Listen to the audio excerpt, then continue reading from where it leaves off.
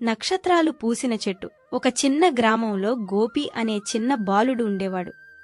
అతనికి ఆకాశమంటే ప్రాణం. ప్రతి రాత్రి పైకి చూసి అడిగేవాడు, ఎప్పుడో ఒకరోజు నేను కూడా ఆ నక్షత్రాలను తాకుతానా అని.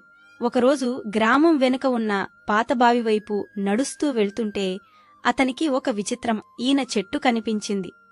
చెట్టులో ఆకులు కాదు, చిన్న చిన్న వెలుగులు మెరిసిపోతున్నాయి. గోపి దగ్గరికి వెళ్లగానే చెట్టు మెల్లగా మాట్లాడింది. గోపి, నువ్వు ఇతరులను నవ్విస్తే నా ప్రతి వెలుగ ఒక నక్షత్రమవుతుంది.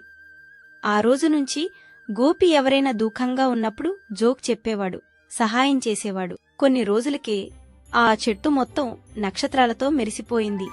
గ్రామం మొత్తం ఆశ్చర్యపోయింది. కాని గోపి మాత్రం నవ్వుతూ అన్నాడు, నక్షత్రాలు తాకాల్సిన అవసరం లేదు, మన మనసులో ఎలిగించొచ్చు. నీతి ఇతరులకు సంతోషమిస్తే మన జీవితం నక్షత్రాల్లా వెలుగుతుంది.